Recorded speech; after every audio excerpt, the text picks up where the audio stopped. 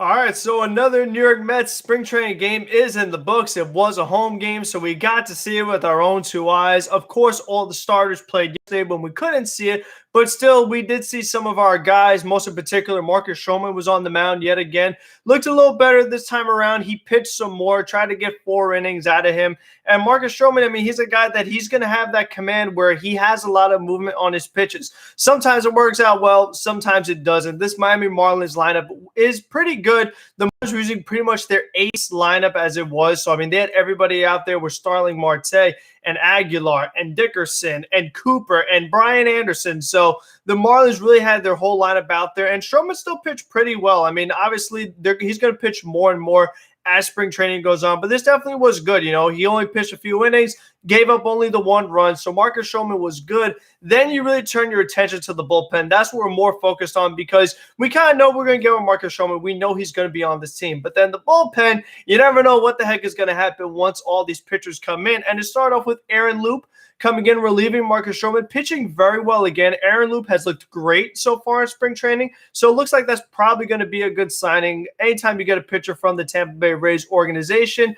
you're off to a good start because Tampa, they pretty much got the most out of the guys, so this is the best version you're ever going to get out of Aaron Loup right after Tampa Bay. So Loup looked good as well. Then Dellin Betances came in. It was a little bit of a slog. I mean, he had that really one long at-bat against Dickerson. It was like a 13-pitch at-bat. Eventually, Betances was able to win the battle, getting the fly out to center field. And Betances, he gave up, I believe he hit a batter at one point. So, I mean, just Dellin Betances, that's what his command is like. It actually was a walk. So, sometimes Betances could find the strike zone. A lot of times he can, but it just seems like every at-bat, it's a battle. When you don't have 100 to blow past hitters, that's what they could do like Dickerson did that bat. He just kept fouling it off. And because of that, it really made Dellin Betances have to throw a lot of pitches, but at least he was able to get out of it, not give up a run. That's what it's all about. It's a matter of, are you going to throw up zeros? And if Dellin Betances could do that more times than not, it would be a big difference maker for the Mets.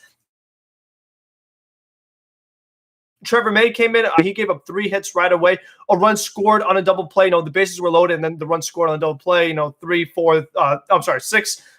Was it? No, it was 5-4-3 double play because it was a ground ball to third. And then you had Tommy Hunter come in. Tommy Hunter was not great either. Don't think he's going to make this team. I mean, he's probably going to try to make another team elsewhere. But again, Drew Smith is getting one of those bullpen spots. And I think as of right now, Robert Gsellman could probably be the other guy getting a bullpen spot, only because I just think that the Mets, they have belief in Gsellman. The analytics like Robert Gsellman. He's a guy that has plenty of experience on the Mets roster. He could give you length. Whether that's good or bad, we'll see. But Robert Gsellman, he's a guy that I think will make this bullpen. I don't think it will be Tommy Hunter. And finally, we got to see Joey Lucchesi on our television screen, and Lucchesi looked very good. I like the movement I saw from Joey.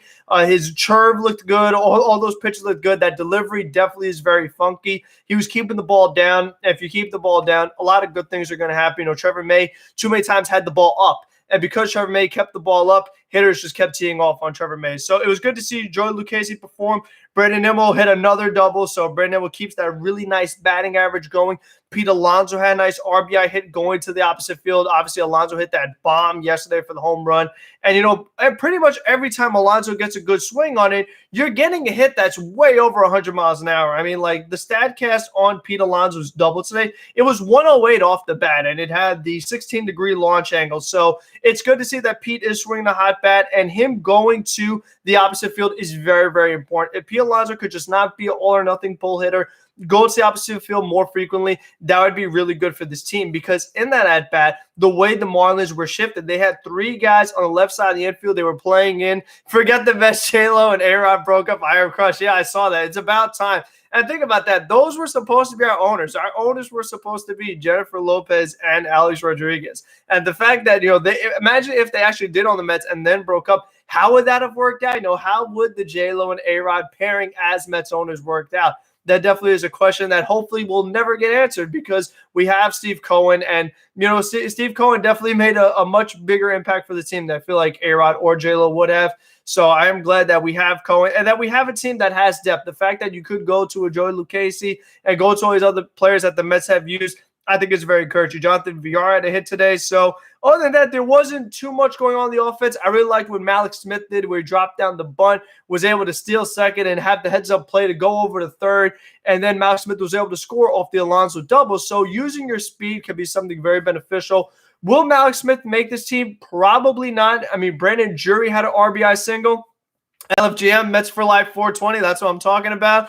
But Brandon Drury had the RBI single. Maybe he makes the team with Jose Martinez being out for 4 months. But again, I still lean to Albert Almora. He made a really nice play yesterday in the away game. Nice little over-the-shoulder catch. So, I mean, having somebody that could give you that good center field defense is just so valuable. And we know what the other outfield defenders are like on this team. So, anytime you have a guy that could do that, you ideally would like to keep him on your roster. So, to me, I lean Almora over Brandon Drury. I lean Almora over Malik Smith. So, I mean, other than that, as far as the Mets lineup, there weren't too many of the Mets regulars out there, because Brandon Drury did start. Caleb Joseph started. Jose Peraza started. Tomas Nido was supposed to start today, but he has a foot contusion, and catcher is a position that the Mets do not have a lot of depth at. They traded away Ali Sanchez to the Cardinals, make room on the 40-man roster. So if it's not Tomas Nido, you're looking at Caleb Joseph. You're looking at Patrick Mazeika, Bruce Maxwell. Obviously, Francisco Alvarez is nowhere close to ready. So you really hope that Tomas Nido foot contusion does not become a long-term thing. Get him back as soon as possible. I'm not the biggest Nido fan in the world, but he's definitely better than what else the Mets have, especially defensively. I know Tomas Nido provides that defensive value, which is very, very important at catcher. What's up, Elijah? We're just talking about the Mets game that wrapped up and about Tomas Nido being a late scratch and Caleb Joseph having to start today. And, of course, Caleb Joseph didn't do anything with the bat, and, that's just the way it went mostly for the Mets offense today. They were going up against Pablo Lopez, who is one of those good young Marlin pitchers. And the Marlins, they're just going to be a very tough team to play night in and night out because they do have that good young starting rotation, and they have a lineup that isn't amazing but still pretty solid. So the Marlins just have an all-around solid team. I don't love their bullpen, but other than that, the Miami Marlins are going to be tough. This entire season is going to be tough. So that's why I just have those little bit of worries with the bullpen, is because that, when you're facing the Marlins lineup playing games, or the Braves, Nationals, Phillies, whoever, all these games are going to be close. So I think that is important to keep in mind, because with their rotation, you're not going to score that many runs. So you have to hope that you're not giving up a lot of runs on the other end. Don't sleep on the Marlins. Mets fan for Life 420. Yeah, definitely not. This is a team that they made the playoffs. They were above 500. Short season, yes, but the Marlins definitely are improving. Like, if Sixto looks really good and Alcantara looks really good and Pablo Lopez is pitching well, you're definitely in trouble. Tommy Hunter looked a lost Mets fan. Yeah, I don't think he's going to make this team. He's definitely getting up there in age. His best years are behind him. And this was not a good outing for him. And you do feel bad for Tommy Hunter, because you know that he is pitching for his major league life. Like, these spring training outings mean everything to a Tommy Hunter or a Jose Peraza or whoever veteran player is out there. So, Tommy Hunter has got to pitch the best he possibly can. That didn't happen today.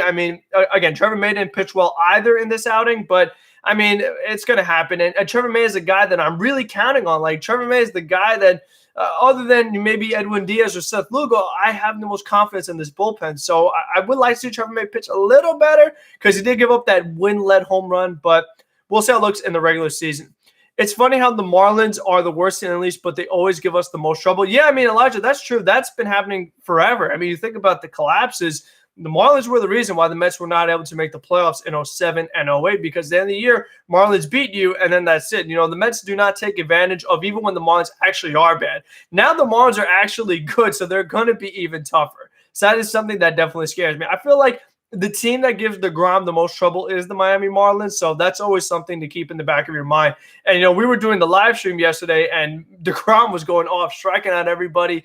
Not facing the greatest lineup in the world, but just to see Jake just consistently in spring training 100, 101, up to 102. That is such a good sign for this team. We know how good DeGrom is, and the fact that he maintains that consistent excellence is something that is very hard to do, especially if you are a pitcher. And just in baseball in general, a player could have a great year, they could have a great month or great week, and then they're never the same. Look at Yamamoto. He had a great couple of starts to start his career. Hasn't been the same since. DeGrom is amazing every time he takes the mound. So that's why if you're a team like the Mets, you have to capitalize on that. You're not going to get maybe another pitcher in this Mets lifetime where you have DeGrom. Doesn't DeGrom own the Marlins? I don't think so. I think when you look at DeGrom's career, like, I mean, he's not bad against the Marlins, but by DeGrom standards, that's not DeGrom's best matchup.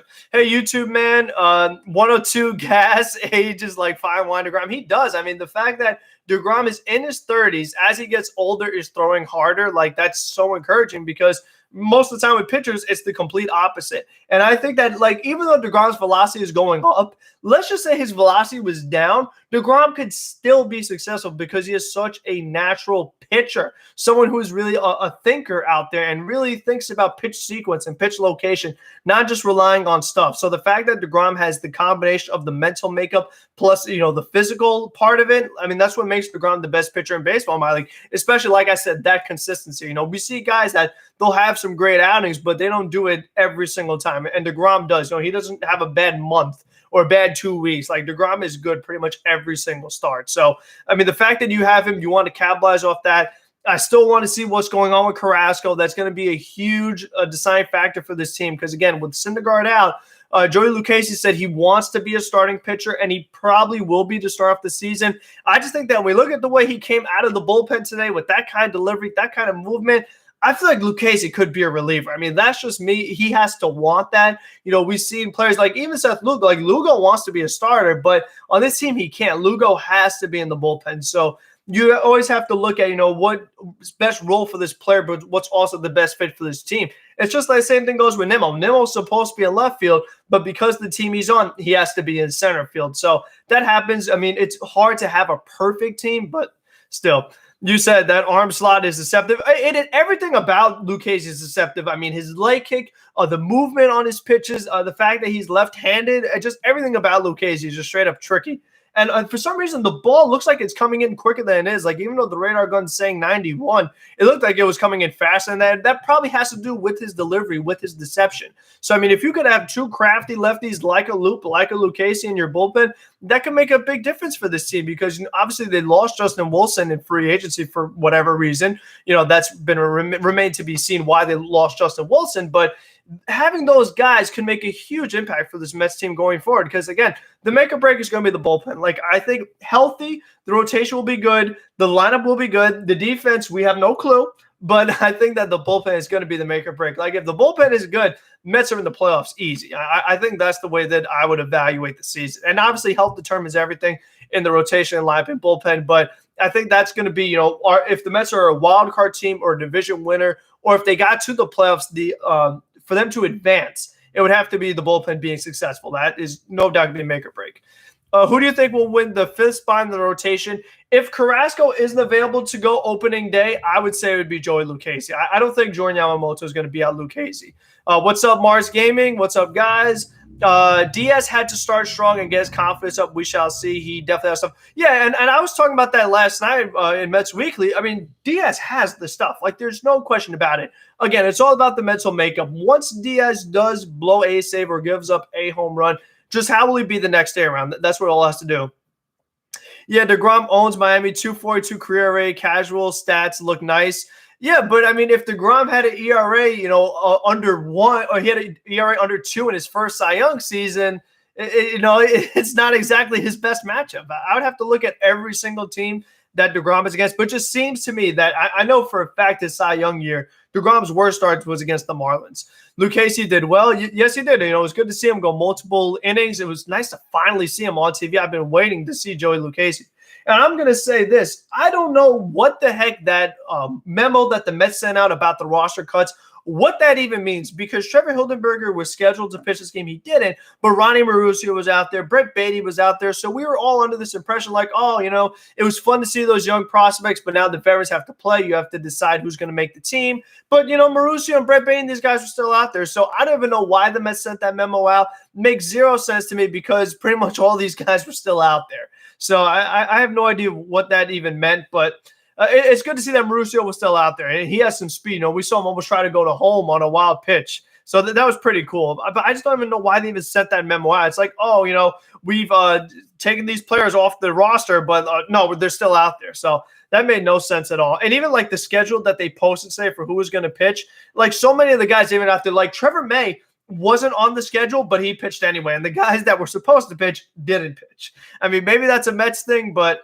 I don't know. I wanted to see Hildenberger again because I just want to see what this guy has. Because again, the bullpen is so intriguing to me, and a guy that has that sidearm delivery, I just want to see some more out of him. You know what people beg for subs? Bauer does it by saying his videos are for subscribers only. I have a channel and it is for everyone. Yeah, I mean, yeah, Bauer does do stuff like that. And he had a rough outing last night as he gave up a lot of walks, a run in with the bases loaded, and they had to roll over the inning. So Trevor Bauer, with both eyes open, did not pitch very well last night. Your channel is weak Mars Gaming. Well, then everybody subscribe to Mars Gaming. I mean, that's the easy solution. Everyone's got to check out your channel then. But again, Bauer just did not pitch too well last night. It was against the Mariners. And we'll see how the season goes for Bauer. You know, in the full 162, we'll get to see, you know, is he worth – I mean, he's not going to be worth paying $40 million, but was he worth going after and going over the tax? Because the Dodgers went over the tax to get Bauer. The Mets would have had to done the same thing. And we'll find out. Like, I am very excited to see those matchups, Mets-Dodgers, Citi Field. Crowd's going to be all over him, and hopefully we can get more and more people into attendance because that means the boos are going to be louder and louder and louder. So those are going to be exciting matchups, no doubt. Hopefully it's against Syndergaard or against Stroman just to give it some extra flavor, extra spice, as Jolly Olive would say. So that's really cool. Mostly soon, I will do gaming and do plush videos with my brother on another channel. I will soon give more info. All right, Mars Gaming. Well, I'm recording with my brother. All right. Well, when you have that info for me, I'll let the people know. This way they can check out your channel because you are a consistent supporter. So I always appreciate the consistent supporters. I'm with you on Hildenberger. That submarine delivery was looking good, the little we did see him. Yeah, well, the thing that I didn't like about their use of Hildenberger was just the fact that it was so late in games where he was facing minor leaguers. So I haven't seen Hildenberger face Juan Soto. I haven't seen him go up against Ronald Acuna. Well, I mean, they're not going to see Acuna because in this spring training, the Mets are only playing the Cardinals, Nationals, Astros, and Marlins. So you're not going to see Hildenberger face Acuna or something like that. But I don't know, see him face Jesus Aguilar or Brian Anderson or somebody like that. And we'll get a much better understanding of what kind of caliber pitcher Hildenberger is. Like, is he a guy that's good against major leaguers or only against minor leaguers? No, that's something that we don't know quite yet. So I do want to see the Mets use some of these other relievers earlier in the game where they face more of the major league competition. Because Trevor May and Della Betances, they were going up against major league competition, but Joey Lucchesi wasn't. And Lucchesi pitched very well, but it wasn't, Aguilar and those guys. It wasn't Miguel Rojas and Jorge Alfaro. So it's tough to evaluate completely. And we talk about don't put too much stock in a 60-game season. You definitely don't want to put too much stock in a spring training game. But it's more so just what the stuff looks like, how effective they are. And, all their stuff has looked good, but the results have definitely been mixed. Some outings are good, some outings are bad. And that's what happens with relievers in general. Like, they are that up and down, that volatile. But we'll see. With the short spring training and so many invites, it was inevitable that we have these sort of situations. Yeah, Mets for life. I was thinking that's what they were kind of solving with maybe sending some guys down and really being able to give Joey Lucchesi more opportunities, give some of these other guys more opportunities, maybe see Yency Diaz one of these days. Like, get a better understanding of who's going to make the team. But the fact that everybody's still playing, I don't know if they'll really be able to narrow it down. And, for Lucchesi, this was a very important outing for him because he's battling for that fifth spot. So the fact that Yamamoto has made starts, he's faced good lineups. Like, Yamamoto faced the best of the Nationals lineup. I would like to see Joey Lucchesi do the same. Like, I want to see Lucchesi against Juan Soto and those guys. I mean, that would be the true deciding factor in who makes the rotation. Is it Yamamoto? Is it Lucchesi? It's facing that kind of line because facing the Nationals and facing the other teams in your division, that's what decides the season because that's where most of your games are. And obviously, we'll finally be able to see more teams this year because in 2020, you only played the East. Like, we'll see the Brewers again. We'll see the Padres and the Giants. And like I said before, the Dodgers. So it's going to be a very interesting season for sure. They like Peterson. Yeah, and so do I. Like, David Pearson is going to make this rotation. I don't have any doubts about that, especially if Carrasco is going to miss his first start. Like, it's automatic. But again, it's just more so that battle early on. Will it be Lucchesi and will it be Jordan Yamamoto? And let's just say that it's only for one start. Then what do you do with Lucchesi? That's the question that I would have. Eric Roberts, can April 1st come faster, please? I agree. I mean, I'm ready to get it going. I'm ready for these games to count. So it's always like, the Mets lost today, but it doesn't matter. The division race is still 0-0. So win or loss doesn't really matter. Obviously, you'd like to win, but it's more so how certain players perform. That's the thing that you have to take out the most. Pearson could be a better pitcher. I mean, it was only a rookie season, and he pitched very well. And as a rookie, you're probably going to get better, but with pitchers, it could be a little tricky. They could figure you out. But I think that David Pearson's a guy that could become even better. If you heard Jeremy Hefner's interview today on SNY with Steve Gelbs, he said that David Pearson is trying to add a curveball into his repertoire. So that could be pretty intriguing because we know that David Pearson has that fastball. He has that slider. If all of a sudden he gives you a curveball, he can become a little more intriguing. I think that when it comes to pitching, the more pitches you have, if you could use them effectively, the better, because it makes it harder on the hitters. They have more options to think about in the batter's box because, like, okay, is it fastball? Because if you're a 2-pitch pitcher, like, okay, is it fastball or is it slider? But if you're a 4-pitch pitcher, they have more things to think about, and you could have better pitch sequencing and be able to trick them much easier. If the Mets make the LCS, they need to step up. If they face the Dodgers, they could win in 7, and the Padres, they win in 6. We'll see. I mean, if the Mets make it to the LCS, I feel like they have a chance because that tells me that everybody played well. What's the issue with Cookie? I mean, so far it's elbow soreness. He says that happens to him normally in spring training. You know, some people think maybe it was the COVID vaccine injection. I don't think so because the people I know, they don't have any elbow soreness. So I think it maybe had to do with some spring training. That's what happens when you start. I mean, just think about exercising in general. Like if I worked out just now, I'm going to have soreness. So that's what happens. But for Carrasco, the fact they didn't want MRA, that kind of concerns me. I really hope the soreness goes away and that he could just get his activity ramped up because he's a guy that got to a late start anyway. Like he was one of the latest arrivals to spring training. So I would like to see him get it going. He says it's normal for him. No MRI plus has a veteran on new team. I'm not going to panic yet. I'm not going to panic yet either. But, you know, I really, really just hope for the best. You know, I'm not panicking, but it's like he's just so important. All these starting pitchers' health is like you can't even put into words how important it is. Like there's no word. Like we talk about make or break. Like it decides everything. The starting rotation health. So we just cannot have any long-term injuries. You know, again, especially with Syndergaard not being back until probably June, you cannot have any more rotation injuries. No doubt about it. So I'm really hoping for the best with Shane Green. I mean, with Mars gave me said Shane Green, so I said Shane Green. I meant Carlos Carrasco. I would like the Mets to sign Shane Green now. I'm sure Shane Green would like to get signed now, but I just don't know why because, again, my thing with Shane Green is the fact that the Braves had him, lost Melanson, lost O'Day. The fact that they won't sign Shane Green, I feel like there's something that we're missing. We have not seen what kind of contract he's looking for. We have not seen what kind of role he's looking for. Maybe Shane Green wants the closer role, which is what every reliever wants. Like, relievers don't care about the money. They just want to be a closer, it seems like. So maybe he's waiting for a team to offer him a closer role. That's the only thing I could think about because why else would somebody like Shane Green be unsigned? So, I mean, it makes no sense to me. He would be a no-brainer for the Mets. He'd be a no-brainer for the Braves and probably, I mean, the Marlins. Like, there are plenty of teams that could use Shane Green. What is the third baseman the Mets most likely get? The Mets most likely get, I would say Chris Bryant only because he's on the contract year, but that's if the Mets want to make a move at third base. Do you think Prime DeGrom is better than Prime Pedro Martinez? Oh, wow. That's a good question, Elijah. I mean, Pedro was probably a better strikeout guy, but I have to say, like, ERA-wise, I mean, DeGrom is a guy that could easily give you an under 2 ERA, like 9 in, 9 out. I mean, Pedro pitched longer. That kind of has to do with his era. Pitchers back then pitched more. It's tough. I mean, I like DeGrom only because he doesn't give up a lot of runs. I just feel like that with DeGrom, he's just not going to give up runs. That's what matters. Like, score more than your other team, that's how you win. And I feel like DeGrom does that better than any pitcher. We talk about run prevention. I mean, that's what DeGrom does excellent. Carrasco could end being the 2 guy this year. I could argue he's a bigger addition to the team than Lindor. Honestly, pitching and defense is what drives your team deep in the playoffs. I mean, yeah, because we know that what caused the Mets being a winning team last year was the rotation. So adding Carrasco was such a massive addition. So, I mean, that's why you can't lose him on. You're right. He could be the number 2 of this rotation, no doubt. So they really need him to be healthy. A closer role takes good pitching skills. Some delivers like Hand or Rosedal could probably blow saves. I mean, yeah, all relievers are going to blow saves. Like, that happens. Are you more worried about a Familia Betances since spring training started or the needle hasn't moved?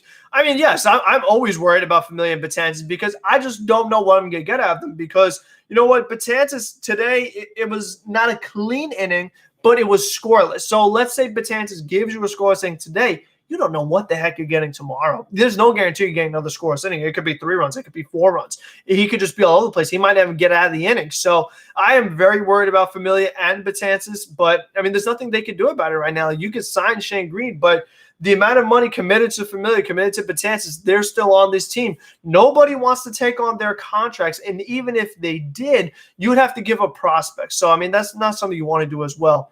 Kind of hard to say since DeGrom's prime is far from over. Yeah, I agree. Like, we might not have seen the best from DeGrom because I talked about – I don't know, I'm sure – I know we talked about this yesterday on Mets Weekly, but the fact that James McCann is trying to find ways to make DeGrom better, if DeGrom does get any better, that's a really scary thing to think about. So, I mean, you're right, Mets fan. DeGrom's prime probably isn't even over. Like, the fact that he's throwing harder means that DeGrom could get even better.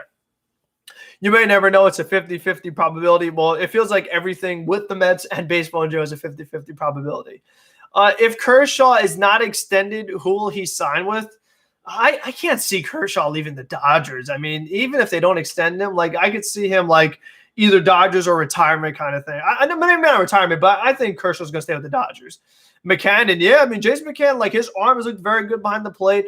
Obviously improvement from Ramos, especially with the pitch framing. He's gone to the opposite field a little bit. He has struck out, and that's what McCann's going to do. McCann is a guy that does strike out quite a lot, but, I mean, I do like the addition of James McCann. I know it's only spring training, but Nemo's looking good so far. I completely agree, Elijah. Nemo's bat is looking very good so far. And Brandon Nemo's going to be very motivated. I mean, the fact that everybody was so caught up on George Springer saying, oh, you know, we need a center fielder. We need a center fielder. You know, Brandon Nemo, he knew about that. Like, he talked about it, was saying on WFAN that it affected him. So Brandon Nemo's going to be trying his best to show that he's a true everyday player.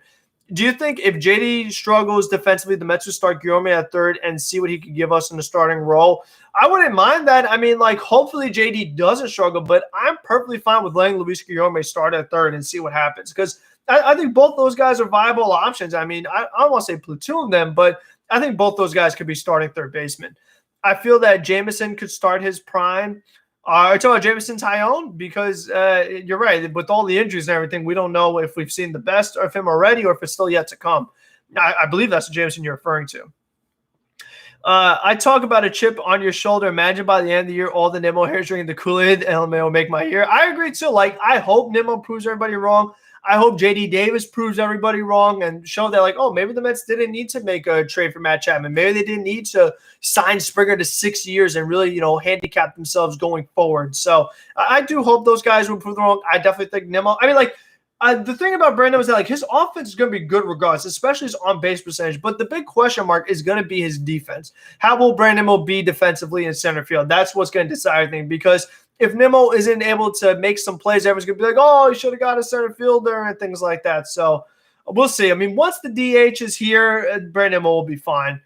Dodgers have Julio Urias, and it is great because he is good and young and have some big upsides. Yeah, Julio Urias was so important for the Dodgers World Series. The fact that he eventually became the closer, that the Dodgers had more faith in a young pitcher like Julio Urias compared to Kenley Jansen. And Jansen has had his bad moments in the playoffs, but Julio Urias has definitely been a really good young pitcher for the Dodgers, and they're filled with young pitchers that are very good. You know, you talk about Walker Buehler and Dustin May and Tony Gonsolin. So the fact that you already have Kershaw, you added Bauer. That's why I just find it hard to see another team beating the Dodgers because we talk about, you know, Mets fan for life said it, but pitching wins championships. I mean, that's what the Dodgers have. The Dodgers have such great pitching, especially in the starting rotation. And it's become now that the starting rotation is so important that you can pretty much have your rotation guys in the bullpen, like the way the Dodgers did with Julio Urias. So starting rotation depth is just so important, and the Dodgers have plenty of it. And it's smart for them to not even trade those starting pitchers. Just be like, you know what? You need all the pitch you can get. Let's keep all of our guys. Compared to the Padres, who they added some pitchers and like, oh, you know what? We have so many pitchers now. Let's just trade Joey Lucchesi. I mean, will that come back to bite the Padres? It could if there are some injuries, but we'll see. Andrew, what's up, Frank? Nimmo keeps it up, and Pete looking like that third elite bat behind Lindor and Conforto. Well, don't forget McNeil, but yes, both those guys have looked very good. I agree, Andrew. And it's good to see Pete swing a good bat. Like, if Pete could give you just like a decent average, it could be pretty much a really huge difference maker in this lineup, especially from the right side of the plate. That's what the Mets need, the lineup balance. You know that Bauer, where a Mets had so many times when he signed with the Dodgers, I was pissed because he tricked NYC and he messed with the wrong fans in the wrong city because it gets us. Yeah, I agree. He definitely rubbed a lot of Met fans the wrong way, and we'll be all over him. And I just want to talk about something real quick. We're talking about Alonso giving the Mets lineup balance. One of the things I was thinking about today with Markakis retiring for the Atlanta Braves, the Braves lineup is so right-handed heavy now. Your lefty is Freeman, and your switch hitter is Ozzie Albies. Because other than that, Darno right-handed, Dansby Swanson from the right side, Austin Riley is right-handed, Ozuna is right-handed, Acuna and Christian Pache all right-handed. The entire Braves lineup, other than Freeman and Albies, all right-handed. So we're talking about having lineup balance. Mets lineup is too left-handed heavy. Look at what the Braves have, all righties. Same with the Yankees. The Yankees approach all righties as well, besides Hicks. Nimmo was a starting center field in the minors, wasn't he? I know it's not the same as the majors, and would rather have him in left field, but I have faith he could be an average or slightly below average center fielder, defender. Yeah, I mean, I do hope that Nimmo could be better. I mean, he talked about that they're trying to play Nimmo further, like deeper in center field because he is better coming onto a ball than going back, which is true. I definitely noticed that Brandon Nimmo is better when he goes in than when he goes back. So we'll see if just backing Brandon Nimmo up a little bit, and he said he tried to work more on his first step and reaction time. That's something that's hard to teach or hard to practice, but I do hope that Nimmo could be, like you said, even if it's slightly below average, just good enough to the point where it doesn't cost you games because we know how much his offense will make up for it. And late in games, you could just put Albert Almora out there and move some guys around. I mean, the thing that I would be considerate of is, like, how many defensive replacements do you want to make late in games? Like, do you want to put Almora in center field, move Nimmo over to put Nimmo over to left, put Dom at first, take Alonso out of the game, put Guillorme in third for J.D. Davis? Like, do you want to take J.D. and Alonso out of every game? Because don't forget, in the beginning of the season in 2020, Rojas was doing that. Rojas was putting Jimenez in the game. He was making a lot of defensive replacements, and then the Mets bullpen blew the game, so then you would have those defensive replacements have to get at bats. I don't want to see that happen again. I will not sign Freeman if there is no DH. I mean, yeah, Freddie Freeman is not a fit on this team. Between Alonso and Dom Smith, Freeman doesn't fit, and he's going to stay with the Braves. Even though his contract's running out, the Braves will re-sign him. Yankees could win the World Series if the question mark are great. Yankees could win the World Series if they hit with runners on base, and Kluber and Jameson Taillon and Luis Severino are all really good. Great adjustment, playing a bit deeper, looked much better on the ball about the first step. Yes, I agree. I meant as that a power guy, but could see McNeil hit for more power, hitting lower in line with a low 325 plus, like he showed in 29 first half, second mark. Yeah, that's true, Andrew. Alonso is going to provide probably the most power in this line just in general, and then especially from that right-handed side, which is definitely needed because you know what? Nimmo gets on base with a walk. Jeff McNeil hits a single, but how do you get the guys home? You have to hit extra base hits. You need to hit a double. You need to hit a home run. That's what Pete Alonso does really well. And I'm just excited, like a middle of the order that has Conforto, has Alonso, has Dom Smith. I mean, if you have Nimmo, McNeil, Lindor on base, that equals a lot of runs. Like, it's just a really good recipe for offense. So I'm really excited to see what the Mets could do. Like, I feel like the Mets could easily be a top 5 offense in the league, no doubt, as long as they're healthy. So I'm definitely very excited to see what this Mets lineup could do on an everyday basis because, the one day where the Mets lineup is out there, they have all their guys out there, it's an away game. So we haven't really seen the full Mets lineup out there all on the same day. So no, I would like to see it sometime soon, but as long as it happens in regular season, that's what matters. I remember we said the Reds are looking for a lot. The Padres gave us so many prospects. I believe that now their future is screwed since they gave up so many. It could be. I mean, the Reds are asking for a lot. Like the Reds want Francisco Alvarez for an Eugenio Suarez trade. And the Padres, they gave up a lot of prospects, but the Padres also have a very good farm system. And the fact that somebody like Tatis is still so young, the Padres still could be good, but about 5 years from now, the Padres not be as good then as they are now. And, just in general, the Reds, they're another team that, like, without having Bauer, I mean, their rotation is now Luis Castillo, Sonny Gray, and then what? I mean, the Reds rotation, I mean, maybe you call him Nick Lodolo, but other than that, the Reds rotation does not look good. You have Wade Miley, but that's not enough. Should be a fun year. I agree. I'm worried with Carrasco. You think he's going to be ready for opening day? I'm slightly worried with Carrasco. I don't think he's going to be ready for opening day, but I hope that he's ready for like the second go around in the rotation. Like I'm hoping he should be back early April because what's going to happen is like the only reason why he's going to miss opening day is because once he does begin throwing, hopefully sometime next week, it's just that he has to build his arm up. And you see these pitchers, like they have to go 2 innings, then 3 innings, then 4 innings, things like that. Like Carrasco, there's just not enough time left between now and opening day for Carrasco to be able to do that. So that's why he's going to miss opening day. It's not because he's not healthy. It's just because the arm isn't built up quite yet. If someone steals Castillo or Sonny Gray, they're screwed.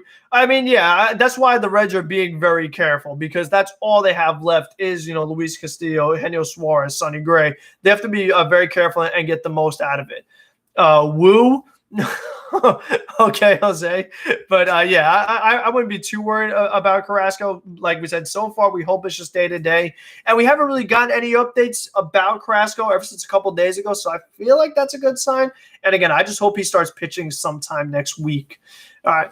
What else do we have? Because again, like a lot of the starters weren't really in this game. I talked about the bullpen guys earlier. I like what Lopez brought to the table. I mean, Betances, it's whatever. Trevor May hasn't been great so far. Tommy Hunter didn't look good today. Joe Lucchesi pitched well. Showman did pretty good. I mean, VR got another hit today, so that was good. And I like what Jonathan VR brings. I don't blame them looking for a lot for Castillo since he is their ace pitcher. Yes, and he's also young. I mean, that's something that's always a big factor. And more importantly, that contract control, that's what a lot of teams value. Like when it comes to a trade package, it always has to do with, what's their AAV, how many years do they have left on their deal, and that's what Luis Castillo has. Luis Castillo's at a low salary number, and it's for multiple years, and he's young, and he's good. So that's like everything you would need that would make a trade cost so much. And it'd be great if the Mets could add Luis Castillo, but it's going to be really hard to do. Like, eventually, I talk about this all the time, but with Vientos and Beatty and Mauricio, eventually one of these guys got to go in some kind of trade. I mean, would it be Luis Castillo? Maybe, but we'll see what they end up doing with the third base situation. DeGrom's game yesterday was great with no hits. I mean, the whole Mets rotation did really, really good yesterday. I mean, they gave up like the one hit and the couple walks from Daniel Zamora. They're going up against a completely minor league Astros lineup, but the Mets pitching in general was really good yesterday. I thought Mayes looked good. I did not see him today, but he only gave up one PS win homer. Otherwise, he's been throwing gas. He has, but he gave up 3 hits today and loaded up the bases, got a double play where a run scored, and then got out of the inning. So I didn't love that he gave up 3 hits today. That wasn't good to see. Trade for Marquez at the deadline. If needed, the Rockies will blow it up. I mean, yeah, the Rockies have to. They have nothing left. Like, if they're not going to extend Trevor Story, you have Charlie Blackmon and what else? Like, the Rockies have got to decide what they're going to do. And Herman Marquez could be a pretty nice get. Do you think Yamamoto will make the rotation? Probably not. I still lean David Peterson. I lean Joey Lucchesi. And just the fact that the Mets added Taijuan Walker as well, it's going to be hard for Yamamoto to make the rotation. I think that at some point he will make some starts due to a doubleheader or due to someone being scratched or, COVID or something like that, like contact tracing. Then I can see Yamamoto making a couple starts during the season, but I don't think opening day Yamamoto is going to be in the starting 5. And I don't even know if the Mets would consider maybe a 6-man rotation with Joey Lucchesi, right? And maybe get weird a little bit. Like once Syndergaard comes back, instead of sending David Pearson down to save Syndergaard some innings, would you have a 6-man rotation of DeGrom with Syndergaard and Stroman and Carrasco and Walker and David Peterson? That sounds pretty appealing to me. Once Thor comes back from the BP, we'll get automatic boost from somebody. That's true.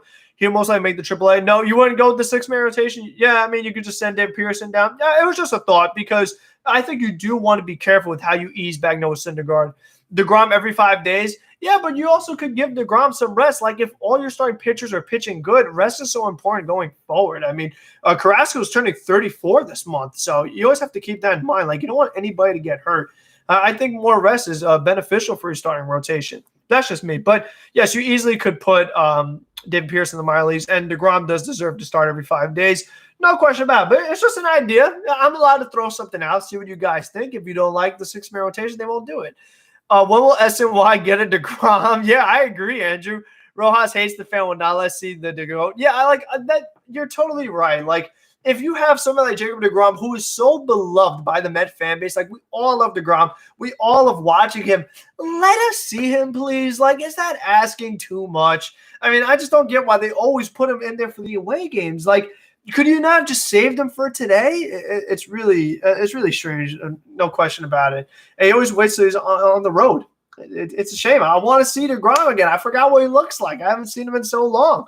You know, I mean, he's one of the best things about the Mets is seeing Jacob deGrom pitch, and the fact that we haven't, we have to look at MLB at bat or ESPN.com and see the strike zone and watch a bunch of advertisements. That's not right. That's not the true experience of seeing Saigon pitch. Oh, no, not the connection. Oh, I might end the stream if the connection is going bad. Your connection is unstable. Uh-oh. Let's not start this again. The Mike Trout of baseball. Yeah, I mean, DeGrom is the Mike Trout of pitchers. I mean, he is far and away better than is my connection okay? All right, let me know if the stream is still working, guys, because I know last week we had a problem. Is the stream still good? I need yeses or nos. Uh-oh. I'm getting worried, guys. Somebody's yes. Okay, all right. You good? All right, thank God, because if the stream went out again, I would have lost it. Why do the Astros never show their games on TV? I mean, I feel like the Astros show their home games, but I mean, we don't have access to the Astros home telecast unless you pay for the MLB. I forget what it's called, but you can see like all the away games or whatever. Who will be booed if the Mets are home? The Braves, the Phillies, the Nationals, the Marlins, Trevor Bauer, the Yankees, guys like that pretty much. I feel like maybe Springer could get booed since he chose the Blue Jays over the Mets, or maybe Brad Hand is going to get booed or somebody like that. Like these players that chose another team over the Mets that we wanted. I mean, JC Realmuto, he said he didn't want to be in New York. Like I could see guys like that getting booed for sure. Like, I mean, knowing the way Met fans are, like I could definitely see it happening. I mean, I know I'm going to boo Bauer or Springer or Realmuto or whoever. Like, oh, you don't want to come to us? Watch this. Boo! I mean, that's the way I would approach it if I was in the stands. Mets fans boo everyone. That's true. I mean, they do. Like we're rough. I mean, that's probably why some players didn't want to come here, because you know that if you do, there's a lot of pressure. We are all over you. It's a smart fan base. It's a passionate fan base. They're attentive. They don't miss anything. So they'll be all over you as soon as you make a mistake. So I mean, you got to be a certain kind of breed in order to play here. I mean, there's no doubt. It's a tough place. You know, not everybody's built for it. I mean, it's very different when you're a Cincinnati Red or a Seattle Mariner, and then you come to the Mets. It's a completely different ballgame. All right, what else do we have here? We have hit 5 o'clock. So unless you guys, I mean, that's pretty much the main takeaways lately. Nailed it. I'm right there with you. I said that about Arenado. Yeah, I mean, Coors Field and Citi Field, that's two drastically different places. I'm record Bauer being booed and post on YouTube if possible, and also he got into beef with the players. Yeah, I mean, I definitely would like to see the live reaction of Bauer getting booed at Citi Field. I would like to see that. And again, hopefully by then we're going to have more and more people in attendance, you know, because some places have more attendance than New York. And New York is being very slow and careful with the way they handle things. We just need to be healthy this year to compete for a playoff spot. Health is always a problem with the rotation bullpen. Yeah, I mean, health is going to decide everything. Like, that's how it's been with the Mets. In 17 and 18, it was health. In 2020, it was health. That's everything. I was on Mets Weekly yesterday. That's what's up, Mars. I saw you in the chat, actually. You said, what up, Frank, and everything. So thank you for tuning in to Mets Weekly. Don't forget, every Thursday with me and the other guys, you know, Jolly Olive and Mets Fans Only and Mets Fan and iTalk Studios and Tony Metro. It's always a lot of fun every Thursday night. And once the season goes and we got, you know, live play-by-play reaction, it's going to be a lot of fun to be in there. I definitely love being on Mets Weekly. All right, so what else do we have for Mets today? All right, what video do you guys want to see tomorrow? What is the subscriber Saturday suggestions? While I have you guys in here, let me see some suggestions for tomorrow's video, which I will record shortly after this live stream has concluded. Let me get your take on that, if you don't mind. I'd like to hear what you guys are thinking. What do you want to see? The top 30 pitches for each team. Mars, how much hours do you think I have in today? That video is too long. What else you got? What other video suggestions do you have besides the top 30 pitches from each team? I mean, that's a long video. Unless you're saying, like, the best pitcher from all 30 teams. That's a little different. But, I mean, the best games of the decade or games you have seen. I would have to think about that. It's hard to just think on the top of my head, like, the best games I've ever seen. I'd have to, all right, Andrew, that's an interesting one. I have to think about that. The best games. I would say anything that's like a walk-off or like a crazy game. I feel like a lot of the 2015 games were the best games I've ever seen. Should Mets go after Maikel Franco, third baseman, as a free agent? I don't think so. Like, I'm perfectly fine with J.D. Davis and with having Luis Guillorme and Jonathan Villar. Like, I'll take the three of them over Maikel Franco. I don't think that's where the Mets should focus. I would much rather focus on getting Shane Green, then getting Michael Franco. React to Fangraphs rotation standings. Okay, that's a good one. All right, I like that. That's not a bad idea. Awards predictions. That's going to be, I think, 2 weeks from now. That's when that video is going to be. I'm going to do it like right before the regular season starts. So that video is coming, Elijah. A few people suggested that. The awards predictions will be in a couple weeks. Top young guy that won't be on the team this year to begin, but gets called up and makes an impact. Okay, that's a pretty good video. Some prospects in other organizations that could have a big impact on the team. Biggest Mets village. Ooh, that's an interesting one. There's a lot of them. There's a few that come right off the top of the head. I think giving up on Sanchez to the Cardinals is going to backfire. Yeah, Jose, I hope it doesn't, but it could, because the fact that Tomas Neves' foot contusion, Ali Sanchez hit a home run against us. The fact that Ali Sanchez even hit the ball against us was concerning, because he had a tough time just putting bat on ball in the very few games that he played this season. And, I don't trust, having Caleb Joseph make starts and Patrick Mazaika and Bruce Maxwell making starts. So giving up on Ali Sanchez over maybe somebody like Jacob Barnes, it could be a problem. About Ellis? So I never even heard of that. Top 5 left-handed starting pitchers in the NL. I don't think there are many. Yeah, there's not many lefties out there. I mean, you have Kershaw, you have Corbin. In the National League, I mean, the amount of lefties is very, just in general, the amount of lefties is very small nowadays from the starting rotation side of things. On that, pretty much, Blake Snell, now he's in the National League, but other than that, a lot of guys are right-handed. Most beloved Mets, that's a tough one. I feel like there's so many that are beloved, but I mean, I could do something like that. Maybe like who are like top 10 people that the Mets fans hate and people that Met fans love. That could be something interesting, but that's a pretty good idea. But I like the Fangraphs rotation. I might do that. Should Mets try to trade for Scott Kingery from the Phillies? I wouldn't hate that. I mean, because Scott Kingery, at least he gives you some speed. He gives you versatility. He's right-handed. I don't know if the Phillies are looking to trade him and what they'd want in return, but I wouldn't mind getting Scott Kingery on this team. He definitely could help out for sure. Because, again, he plays a lot of positions. Most importantly, plays some center field, which the Mets could use. But I wouldn't mind adding him. But, again, like, I'm more concerned about bullpen, and then we'll go from there. Like, before I want to make any moves, I just want to see how this team plays, because the Mets got so many guys. I just want to see what all these new players look like on a day in and day out basis, because we've seen mixed results. Like, we've seen guys play good, play bad. We'll see. Top 10 worst and best free agent signings by the Mets or by like MLB in general, because the Mets have plenty of bad free agent signings.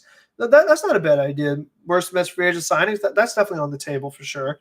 I wouldn't mind making a video like that, because there's plenty of them to talk about. And trades, too. Like, that's another thing that the Mets historically have just gotten they've really backfired on some of the trades that they've made. And it looks like the Edwin Diaz, Robinson Cano one is probably going to be a one of those trades to add on to the list. So I hope that isn't the case, but it very well could be. All right, what other suggestions? What other questions do we have? Because other than that, again, I feel like we covered mostly everything that I want to talk about. I mean, because again, like we just, it's spring training. It's so hard to overreact. There's like so many stipulations. It's against the same guys. It's against minor league players. There's wind, there's like so many excuses for everything. So it's hard to really truly evaluate everybody right now. But what else do we have before we close it out? Again, any other suggestions for videos you guys want to see tomorrow and things like that? I think, do the Mets have a home game Sunday? I feel like they do. Let me double check that, because there will probably be a stream Sunday if they do have a home game. Sunday, yes, against the Cardinals. Of course it's against the Cardinals. I mean, that's the Mets' whole schedule. It's Cardinals, it's Astros, it's Nationals, it's Marlins. Are you Italian? Yes, I'm half Italian. It's pretty obvious, Christopher, but yes, I am Italian. I'm hoping JD has a good year, or he might be packaged for K. Bryant at the All-Star break.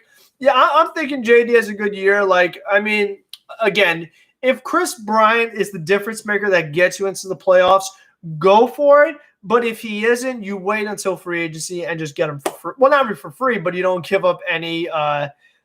You don't give up any prospects. Top 5 Chipper Jones home runs for the Mets. Yeah, that's pretty much all of them right there. How can you tell? Well, Frank is a pretty Italian name. I would say my skin complexion and hair color, and maybe my accent a little bit would kind of give it away. But like, if you knew my last name, which is Cugino, that's a dead giveaway that I'm half Italian. But yeah, so there you go. You got that huge question answered, Christopher. I'm glad we were able to get that sorted out. If we didn't know that already, I think it's kind of obvious, but whatever, it's all good. Any other very important questions that you guys want to ask? But yeah, at least I'm not going to talk about basketball today. I'm not going to do it. Dead giveaway. Are you Catholic? Yes, that's not a dead giveaway, but yes, I am Catholic. I don't know if we're going to play 21 questions. I don't think I put that in the title of the stream, but it's all good. I appreciate the support, though, Christopher. I definitely appreciate you checking in and giving some comments for us to talk about. It's always fun talking to you guys on here. All right, but what anything else before we depart, before we say goodbye? We got a 21 questions element with Frankie. Yeah, well, yeah. Listen, I know Francisco Lindor doesn't like being called Frankie. I'm okay with being called Frankie as long as it's spelled the way you spelled it, Christopher, with the IE. Because a few people in the comments they do the Y, and I don't like the Y, but I'm not gonna like make a big deal out of it. I do prefer the IE. That's just me. And if you guys want to get on Jolly Olive's good side, make sure to call him Johnny Olive. He loves that. Damn, no NBA, though. We were going to bash the Knicks. Yeah, maybe we'll save it for another day. I'm not going to talk about the basketball today because the Knicks did not play well. Yes, the Nets had a nice game. I think Alonzo's going to be great this year. I think it's possible. I hope he can. Like, we know the power's there.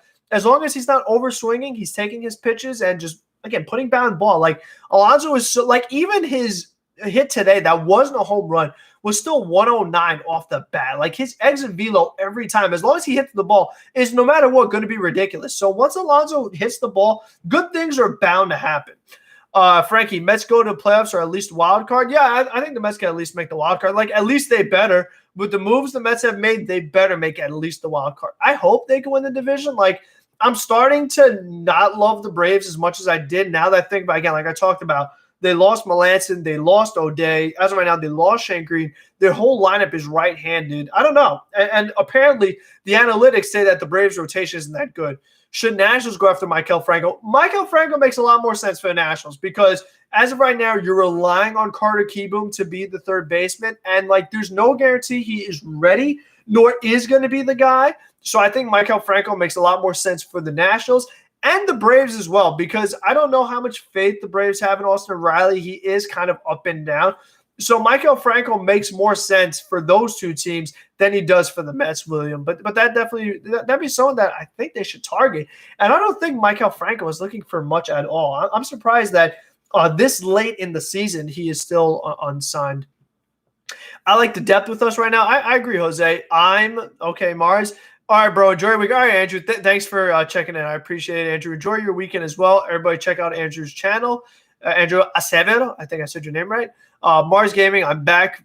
Phone died. It's all good. It happens. I mean, that's why I got my phone plugged in right now. So this way it does happen because it was dying. But actually, no, it's not that great percentage right now. I was looking at a screenshot where my phone was charged.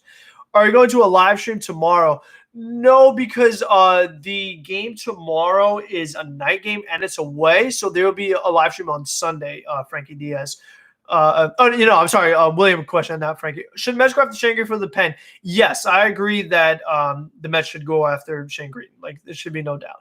What do you use for thumbnails, and what program do you use for live streams or OBS? Okay, so for thumbnails, I use Canva. And for live streams, I use just YouTube. Like on YouTube, I press go live and just do it from there. But the thumbnails, I use Canva. I know that like OBS is good. And obviously, there's plenty of other good places to make thumbnails. But that's just what I do because it's free. So as you know, if it's free, it is for me because I am a bit of a penny pincher. You could call me Wilpon-esque in the way I spend my money. So those are the programs that I use. Sorry, I was to say Escalade is a clickbait person who faked his son's and misconnected with this proof. All right, well, I mean, I never heard of him because I don't really watch stuff like that. But yeah, he definitely deserves to be banned for, doing something like that. That's just insane. The things that people do for clicks is ridiculous. But that's just the kind of culture we live in right now. All right, so on that dark note, anything else we have to brighten my mood before we goodbye? What do you guys think about the A-Rod and J-Lo split? I'm kind of curious to see how what do you guys think about that? Because that was pretty crazy. How did you get you face in you face? What? Christopher, what kind of English is that, my man? How did you get you face in you face? If you're talking about my face in the thumbnail, I took a picture in the camera feature in my computer. I then removed the background from it. I downloaded the picture, and then I put it onto the Canva thumbnail that I made. That's how I got my face on there. Okay. You look a lot like the Karate Kid. Yeah, I've been told that my whole life, Jose, so that's not a new one. Sorry to say that in my first video. I'm a Hispanic, so my English is not the best. It's all good, Mars. I mean, listen, nobody's listen. A lot of people whose English is their first language is not their best language either. It's a pretty tough language, all things considered, compared to others. So it's all good. I mean, but look at what Christopher wrote. How did you get you face and you face? Like, English is tough, man. Especially with autocorrect, it makes it even tougher than it is. Like, I could never say Nets without it being Mets. I can't say R without it being 8. Like, I mean, English has become even harder nowadays with the autocorrect. Okay. Anything else we have? How did you remove the background? What program on YouTube? Okay, so it's called background remover. I think it's called. I would pull up the link for you, but if I do, I think the stream. Let me see if I can pull it up here. Remove.bg. I use that. But again, I just use the camera feature on my computer itself and record from there, take the pictures from there. I mean, that's like, Christopher, that's not the way you should do it. That's the way I do it. Again, because it's free, so that's why I do it. So because I'm not making a lot of money off of this or any money off this, so I can't really be, spending money that I'm not making back. Like, I always look at it, what is my net gain compared to my net loss? I never want to spend more than I'm getting back. I got a diamond Christian Yelich and MLB 9H21. So that's what's up, Mars Gaming. Gotta love a diamond pull. That's what's up. I mean, will MLB The Show views come back from me? Maybe one day, but not yet. I don't think it's going to get enough support to do it. Like, I know some of you guys want to see it, but it's just not going to get enough views. So maybe we'll see. But I know that it was talked about yesterday on Mets Weekly. Maybe all of us could play MLB The Show against each other. That'd be pretty intriguing. I'll bring that up to them. Have a great weekend, LGM. Thanks, Jose. I have a Twitter, same YouTube name and post. Yeah, I know, Mars. You've tweeted me plenty of times, so I know that your Twitter handle is the same. Okay, anything else before we go away and start working on the Subscriber Saturday video? Any last questions? Because, again, I feel like we covered everything. Okay, nothing else? No? Going once? Going twice? Going 3 times? Get your questions in. What do we have? What will it be? What will what be? Oh, the video tomorrow? I think I'm going to do the reacting to the standings. I like that because the Bakota thing was pretty interesting because the way they rank the Mets as number 1, I definitely have to react to that. And some of the rankings are just insane. So I'm probably going to do the Bakota reaction video. And, if people want their videos, they got to comment it. So leave it in the comments. If you guys are watching this after it's over, definitely leave that in the comments as well. If I donate, we'll tell you to watch Sailor Moon. Okay. I mean, okay. Yeah. I mean, if I get paid to watch it, sure. Why not? But I don't even know how to set up the donations. I have to figure that out. One day I'll do it, but not today. Not today. It's too late in the day. All right, guys. So I think that will do it. And again, tomorrow, Pacoda reaction, Sunday, live stream after the Mets game, and then we'll go from there. But thank you, everybody, for tuning in. Love all you guys. Until the next one, be safe, be smart, be healthy, and let's go. I'm not going to make a video about Mars game, though. Like, I'll watch it in my spare time. I'm not going to make a video of me watching Sailor Moon, though. So that's not happening. All right. Bye, everybody. Thanks for tuning in. Have a good weekend, everyone.